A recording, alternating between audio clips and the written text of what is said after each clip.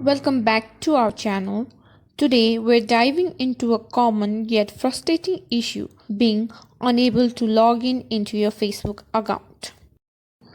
Getting locked out of your Facebook account can feel like you're cut off from your social circle.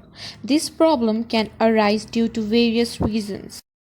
But don't worry, for every lock there's a key.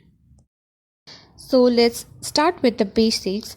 Ensure your internet connection is stable and you're entering the correct email address or phone number associated with the account. The next step is to reset your password. Click on the Forgot Password. Whichever email address is connected to your account, write it, or you can also keep the mobile number.